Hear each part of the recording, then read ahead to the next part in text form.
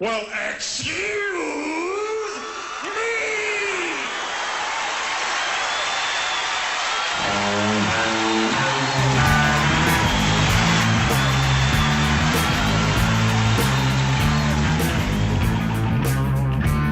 That's a spicy meatball. Classic rock, classic comedy.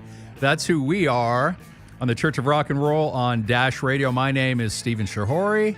I'm here with some great folks today. Mr. Roger Seward. Roger. Hello. How you doing, man? Doing pretty well, thank you. Miss Linda G. of the Delaware G's. Good morning. Yes. Patrick L. Puckett. How are you, sir? Hello. The L stands for Led Zeppelin. The gang is back. On. Hey, fellas, have you heard the news? Our deal is we play classic rock, we intersperse it, we sprinkle it, if you will, with a little classic comedy. Yeah. And some deep cuts and some big hits from, I don't know, late 60s, let's say, to early 80s. That's how we roll here. That's how we rock and roll. In the hood. What's up with you guys? When people listen to this show, they're like, man, that girl's got some big hits. And some Yeah. deep cuts, which is a little alarming. Hopefully she's looking into that. It's a good combination, the comedy and the classic rock, because there's a lot of rock stars that would love to be comedians. Right, and vice versa. And there's a lot of comedians that would love to be rock stars. Bill Burr plays the drums. He plays a mean drum. Mark Maron plays guitar. My buddy Dean Del Rey sings. He was a singer for 20 years. In fact, they just did the theater on Vine that escapes me. Oh, on Vine. The one across from Capitol Records building. The Avalon in it? Or? I don't know. Anyway, they did that, and they did a AC/DC tribute to the original lead singer of AC/DC. Mr. Bon Scott. And so it was Bill Burr on the drums, Mark Maron on the guitar, my friend Dean Del Rey singing, and then they had like the bassist from Tool come by. Sure, and cool. They That's great. And it was that was What they call themselves? Do they have a name? No. Well, and that's not that I'm aware of. there's a real connection between classic rock and rock in general and comedy. And I played in bands when I was younger. I would have loved to have been a professional musician.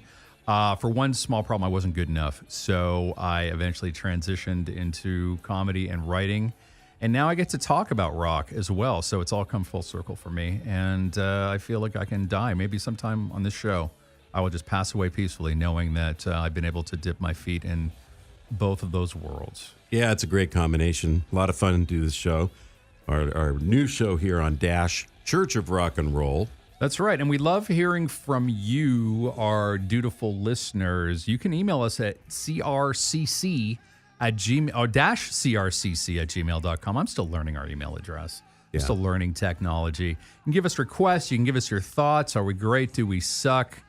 How do we make you feel? Let us know. Think of it as like an online therapy session. But be kind. We're very sensitive. Very, very sensitive people. We're very sensitive souls. Comedians have thin skins. We do. There's this sort of association with classic rock and alpha male posturing, and we're the complete opposite of that. We're just a bunch of sensitive souls in front of microphones. You'd think that comics wouldn't be so thin-skinned, but they are, a lot of them. And that's from there's years of rejection in comedy and stuff like that, but it doesn't take away that sensitivity. It's the only profession I know where you learn through fault, through messing up. Screwing up a lot. Yeah, it's how many places go up there because I know you're just going to fall on your face, but you'll learn something from it. Yeah. Hopefully. Almost every craft you can learn by yourself, and people see the close to the finished product. Right. But comedy, if you want it to be really good, you have to go up. You have to blank. This is my idea. I've got a blank canvas. Yep. You people tell me if it's good. Right. Yeah. You can sit in a garage and practice, write songs. This doesn't work. This works. And then when you come out, it's like, oh, that guy's genius. But you do one bad open mic in front of your coworkers. Yeah. You have to humiliate yourself to get better in comedy. And that's the shame of it. It is. Lots of trials and tribulations. Very much so. Because we both know probably more of, God, I was just horrible on that show. Even if you have a string of really great nights, you still remember that one where you just bombed, right? I mean, it stays in your soul. Oh, yeah.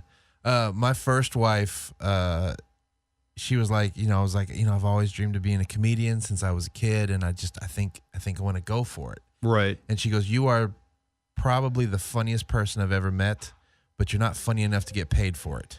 That's what you said to her? That's what she told me. That's what she told you. Wow. Yeah, I was like, I think I want to go for it. There's an open mic, and I all I gotta do is 3 minutes. Boy. I want to do this. Since I was a kid, I wanted to do this. I think I'm gonna actually try it. And she goes, you're the funniest person I've ever met, but you're not get paid for it kind of funny. Oh my God. Yeah. Well, there's nothing like that feeling first time you do get paid for. Right. For it's like somebody Yeah. thinks enough of me to give me a little bit of money for this. To this day, every time somebody hands me an envelope, she's the first person I think of. I would never say this normally, but I'm glad you guys split. Maybe that was a good idea. Yeah. Oh, yeah. My She was first not- marriage was terrible. She was not in the Puckett camp. First of all, she was sufficiently. 14 years older than me. Oh, wow. Oh, First of all, yeah. I'm glad Cougar. you Well, ended you that got a sentence problem there. because Think of your I really wife, thought you were going to maybe. say, first of all, she was 14 years old. And I'm like, well, I know. that's the That's what I problem thought you right were there. going to say. I was like, I'm so happy there are don't more say words. that on air, I that dated, sentence. yeah, she was a junior high mean girl. That Oh, was, yeah, that's the worst. Totally not. So, yeah, she was 14 years older than me. The way we met is I took a seasonal job at a now defunct, prominent at the time toy store, Right. and she was the human resources. Is there a backwards R in this toy store? Yes, there is. Okay. It narrows it down. And she was the human resources person for that job. Right. And what got me fired, I found out, wasn't that it was the end of the season. It was that she was cheating on her husband with the store manager, and he was jealous that she was cheating on him with a guy that worked in the stockroom. Oh, my God. man. I thought you were going to say you got fired for having sex on the Teddy Ruxpin dolls. Or with the Teddy Ruxpin And dolls. they start chiming in with their little, their She little was yapping. she was something, huh? Yeah, I shook her like a Ninja sketch. And Like it. And the Toys R Us. And with that,